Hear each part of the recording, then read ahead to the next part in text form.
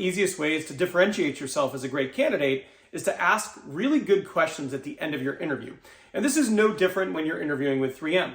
In today's video, I'm going to give you some great questions you can ask at the end of your interview with 3M to the person interviewing you that is going to position you to be a great candidate and get you really helpful information determining if this is going to be a good fit for you. Now, this is video 5 in a 5-part series, so if this is the first video you're seeing, make sure you go back to the playlist and watch all the videos that preceded it, because these together are supposed to serve as like a 5-pack of preparing you to get hired at 3M. With that being said, let's jump into the video. Now, the first question you want to ask is, what does this person need to accomplish in the first year of being employed for you to consider this hire to be a success? Now, this is an absolutely critical interview question, and it's almost to the point where if I could only ask one question, I would probably ask this. And the reason is you get so much information from this interview question.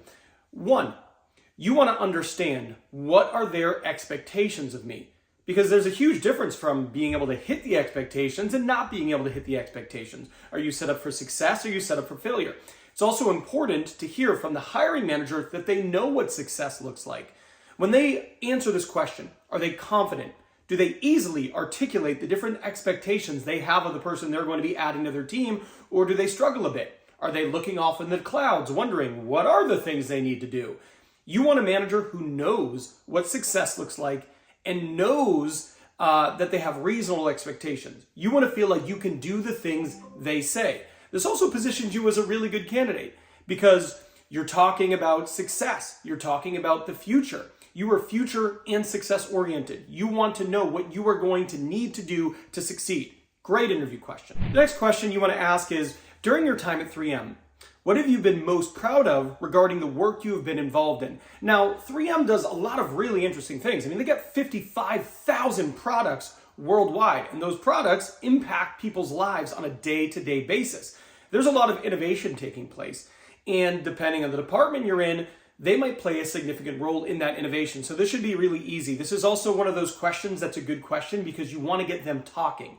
People have a more positive recollection of the interactions they take place in when they're able to speak more. So a hiring manager who doesn't always get to speak in an interview as much, this is a great opportunity of them to wax poetic about the things they are proud of, that they've been a part of, that their team's accomplished. I also see this as a very good sign when they're talking about what they're proud of, they're mentioning the contributions of their team and how they're proud of their team. That is a hiring manager you want to work for. But this is a great question because it shows that you're not focused on something that's just selfish, but rather you want to know about the progress, the innovation, the achievements taking place, and what your direct manager or future manager has done, because that gives you a glimpse into the window of what you might be a part of moving forward. Another great question to ask is, what are the skills and attributes of the most effective people on your team? I love asking this question for a few reasons. One, I want to know what they really value, right? Whatever they say after you ask them this question, those are the skills and attributes that matter to them. The things that make their people great, what do they consider those things to be? And it's good because you want to understand what those things are. It gets them talking about their people, and it's important to get a read on that and how they feel about their people, etc. But it's also really nice because then you can kind of echo whatever they say and say that's part of what's made you effective in the past. For example, if they go, the things that I think have made my best people really effective is their attention to detail and their willingness to take on projects without direct oversight. You can say, oh, that's really great. Thank you for sharing that. I think in the past, one of the things that I've really enjoyed doing is being able to lead projects without the most clear direction. I thrive in a bit of ambiguity, and I feel like that's an area where I've been able to succeed in the past. Or, that's really interesting to hear. I would consider attention to detail to be really one of my strengths. I think it's incredibly important in what we do. So in the past, I think that has been one of the things that's allowed me to succeed as well in the roles that I've been in. So you're basically tying yourself behaviorally to the most effective people on their team. Great strategy. The next question, depending on how long they've been there, might sound different. So if they're new, you can say, what attracted you to 3M? And if they've been there for a while, you can say, now I noticed on your LinkedIn profile, you've been at 3M for a pretty long time. What keeps you at this organization and what keeps you motivated? This is a great question because it gets them talking about things they are passionate about. And again, when people talk more, they have a more positive recollection of an interaction. And you want them to have a positive recollection of your interaction, i.e. your interview.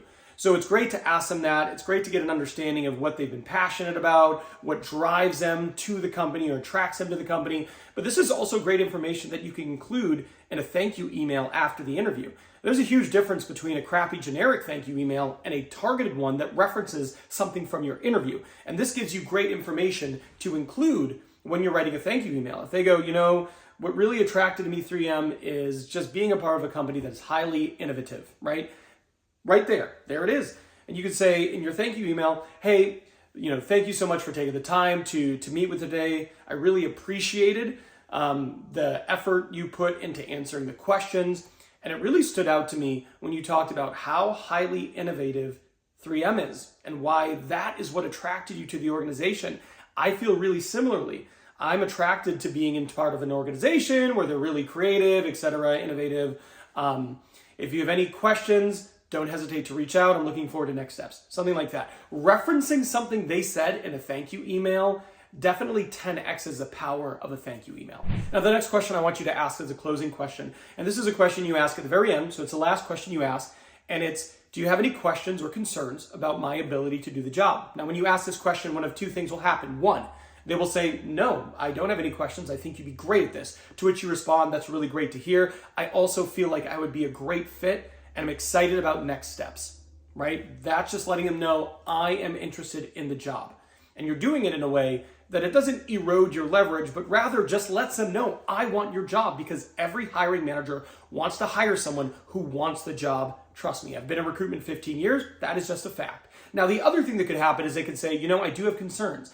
I don't think, you might have the management experience or the project management experience or the whatever experience they're concerned you don't have, right? That's most frequently what comes up if someone asks this question and there is a concern.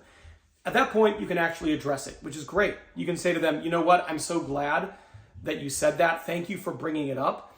I don't think I did as good a job as I could have sharing with you my experience in the past. When I worked for A, B, and C company, I actually had about 5 years in which I did A, B, and C, specifically referencing the thing they think you don't have the experience in. Now, it's really important that you accept this criticism gracefully and graciously. You want to thank them for sharing. You want to own the fact that you didn't communicate that you have this, and then reassure them that you are a good fit based on having this information. Now, one of the things that you're going to need to do is you're going to need to know how to nail a final interview. And a final interview is much different than a first or second round interview. In fact, it is so different, I made this video about it. So I'm done here, but I'll see you over there.